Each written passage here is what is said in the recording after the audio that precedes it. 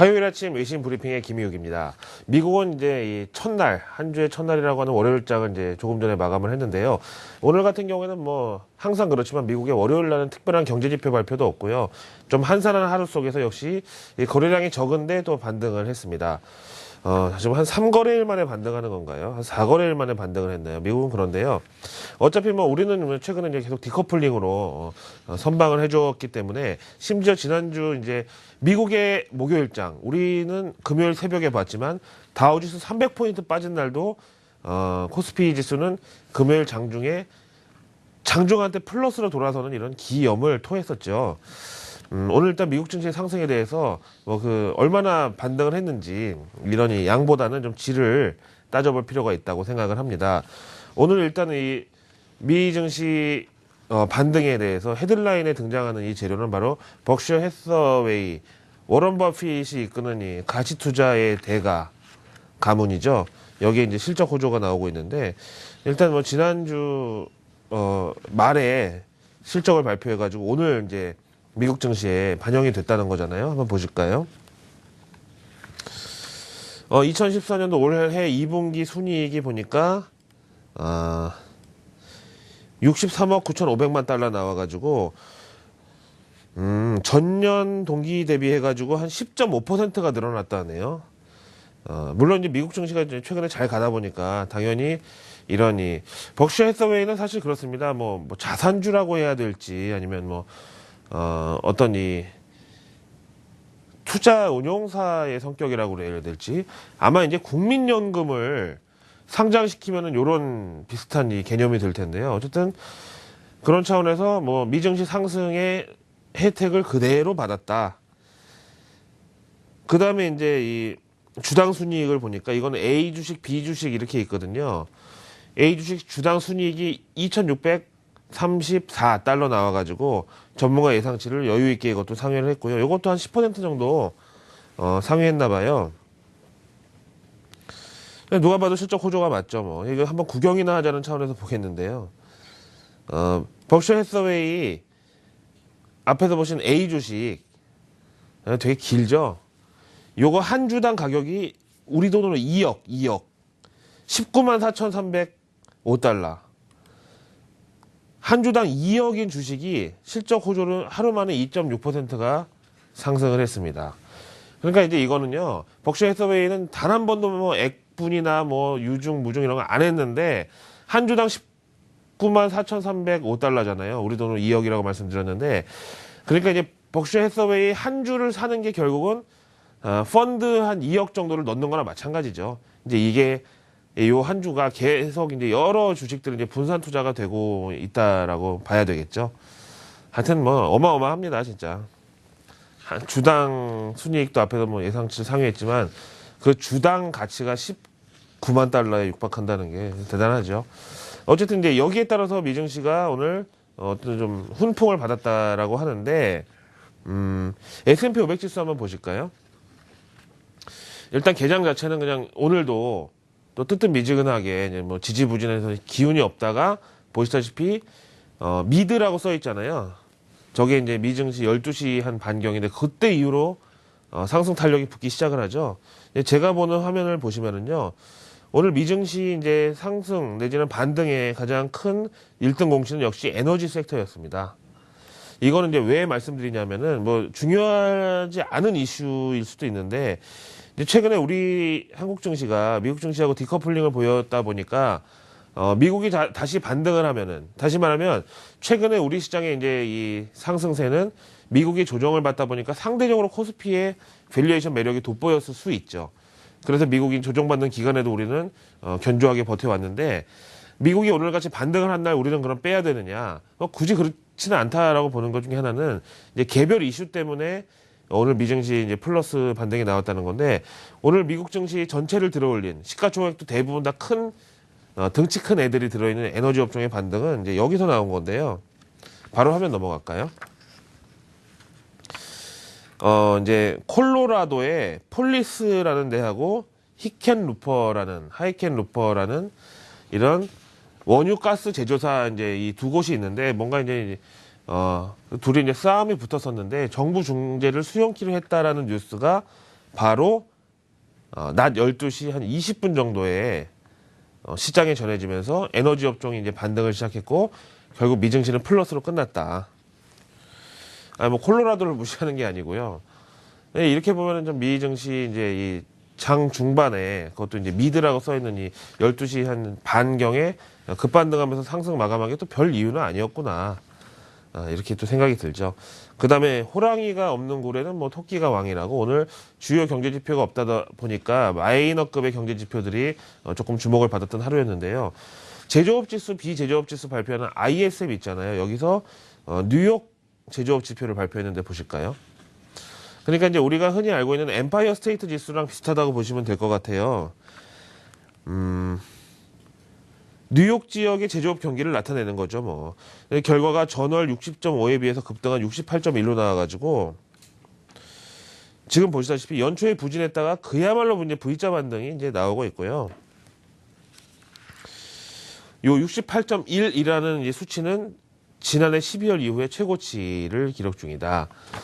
이제 요 이유가 중요하죠. 여기까지 왔어요, 지금. 근데 여기까지 온 거는 사실, 뭐, 지난 이제 몇 번 겪어왔던 이제 고점까지 근접을 한 건데, 이제 요 다음에 어떻게 되느냐. 이걸 이제 상향 돌파를 하느냐 아니면 또 맞고 떨어지느냐. 요건 중요하긴 하지만 어쨌든 이번 결과 자체는 훌륭했고, 이제 어제 고용보고서에서 보셨겠지만은 연초 부진했던 경제 지표들이 이제 V자 반등을 하는 데 있어서 특히 이제 최근에 이 제조업 지표에 이런 반등은 좀 더더욱 돋보인다는 거죠. 다음 내용으로 넘어갈까요?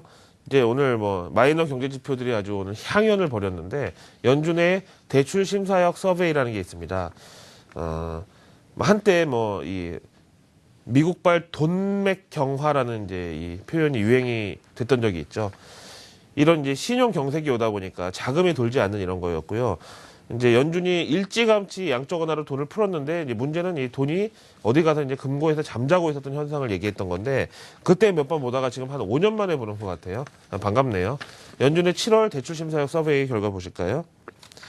이제 각 금융기관에 대출 심사역들 있잖아요. 이런 사람들을 상대로 서베이를 하는데 미국 금융기관의 대출 경기는 계속 하락을 지속하고 있었다. 이렇게 나오고 있죠. 그래서 뭐 당연히 2008년도 요때는 이 공급이 수요를 못 따라가는 이제 뭐 이랬었는데 이제 최근 들어서 계속 좋아지는 현상이 나타나고 있고 이게 서베이잖아요. 그야말로 이제 여론조사식의 이제 질의 응답인데 대형 기관하고 이제 중소형사를 나눠 보니까 대형 기관의 경우는 한 8% 포인트 대출 환경이 좀 완화됐다. 이제 물론 큰 변화를 못 느끼겠다는 게 이제 제일 많았죠. 하지만 다소 완화됐다고 응답한 사람이 대형 금융사는 8%, 그다음에 중소금융사는 한 6% 정도. 그래도 좀 대출 심사역들이 똑같은 케이스라도 이거는 좀 곤란합니다.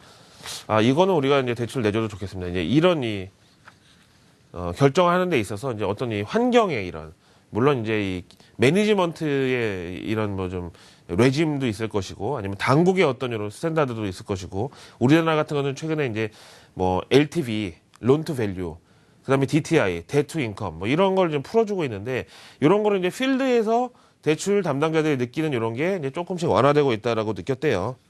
근데 결국 이제 미국은 신용사회잖아요. 연준이 양적 완화를 아무리 해도 금융기관에서 이걸 잡고 안 놔주면은 민간에 전달이 안 되거든요. 근데 그런 식으로 대출 환경이 좋아지고 있다. 이렇게 보시면 될 것 같아요. 그 다음에 이제 제가 최근 계속 이제 매일매일 하루에 한 2, 3분씩 공을 들여서 전하고 있는 게 중국과 미국 간의 여러 가지 갈등. 특히 이제 탈달러화를 노리는 러시아와 중국의 연대 이런 거였잖아요. 한 2주 됐나요? 지난주였었나요? 맥도날드가 이제 중국에서 당국에 제소당했다는 얘기를 말씀드렸었죠. 유통기한이 지난 닭고기를 쓰다가 얌브렌즈하고 이 맥도날드하고 중국 당국에 제소가 됐는데 요거 관련된 내용이 실제 주가에 미치는 영향이 어떨 것인가.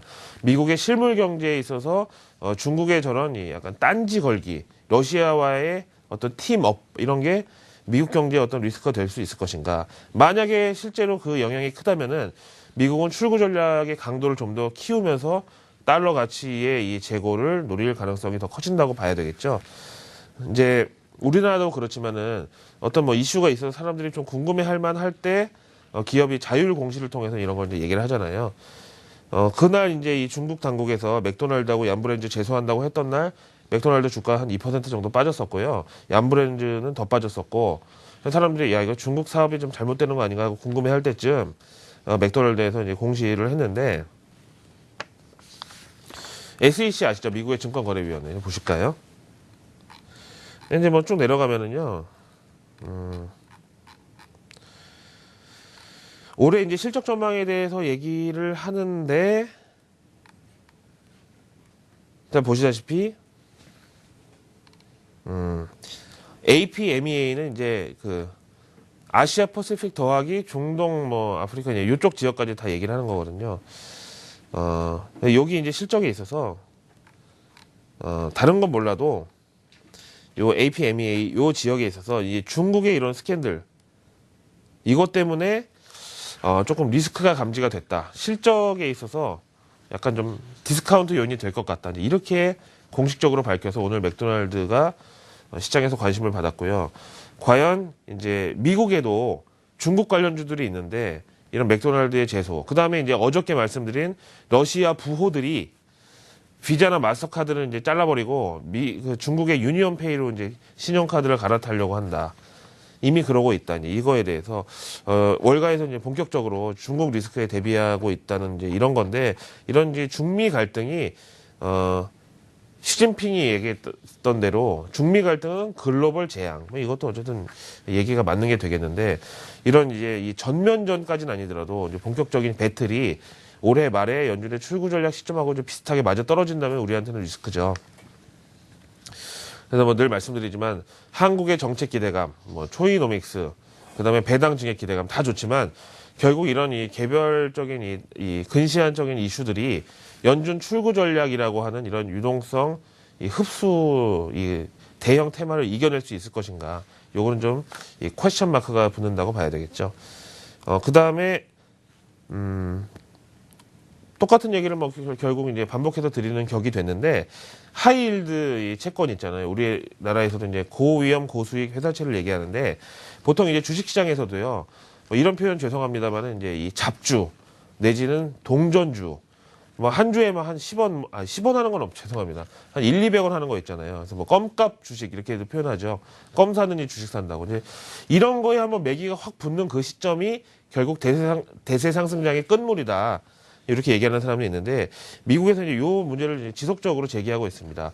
지난주에 무디스에서도 미국의 하이힐드 채권 이 시장이 조금 불안정하다고 했는데 자금 유출 러시가 일어나면서 이것도 역시 어떤 뭐 지진이나 해일이 오기 전에 막 갈매기나 이런 이 어떤 벌이나 동물들이 막 죽거나 막 그런 뭐 이 어떤 탄광 속의 카나리아 역할이 아니냐 해서 자꾸 이제 문제 제기가 나오는데요. 어쨌든 지금 미국 증시하고 한국 증시 뭐 요즘에 잘 가고 있는데도 불구하고 미국의 경우 월가의 경우에는 이제 서서히 지난 유동성 장세와의 이별을 준비하는 이런 컨센서스가 있다. 그런 게 하이힐드 채권은 이런 거라고 보고요. 그 다음에 이제 에볼라 바이러스에 대해서 관심이 많으니까요. 요거 이제 최신 뉴스 하나 보겠는데요. 어제 말씀드렸던 이제 이 남아프리카 에볼라 바이러스 유행 지역에서 자원봉사 하다가 에볼라 바이러스 감염돼가지고 미국으로 송환된 그 의사는 현재 예후가 좋다. 생각보다 이렇게 심각하지 않다라고 나오고 있고요. 우리가 뭐 에볼라 바이러스 하면 치사율 90%라는 것 때문에 많이 떨고 있는데 그 이후로 이번에 두 번째 케이스가 이제 에볼라 바이러스 감염 의심 환자가 지금 병원에서 검진 중이라고 나왔네요. CBS 뉴스 보실까요? 이제 어제 말씀드렸지만은 이제 이 에볼라 바이러스가 물론 치사율도 높고 위험한 것까지 맞는데 이제 일종의 뭐 지역병 내지는 풍토병처럼 뭐 이 아프리카나 이 중동 쪽에 이런 사람들에게만 유병률이 높고 이렇게 판명되고 좀 이 식생활이나 이 생활 습관이 서구화된 사람들한테는 그렇지 않다고 할 경우에는 좀 리스크를 벗어날 수 있지 않을까 이렇게 생각을 해보고요. 어제 이제 우리나라 이 보건당국에서 에볼라 바이러스를 막을 만한 이 대안이 있다. 어떤 이 대비책이 있다라고 말했는데 이제 거기에 대해서 이제 사람들이 이 세월호 참사 이후로 좀 여러 가지 불신이 크다 보니까 뭐 어떻게 막을 것이냐 막 이제 이 얘기가 많았었잖아요.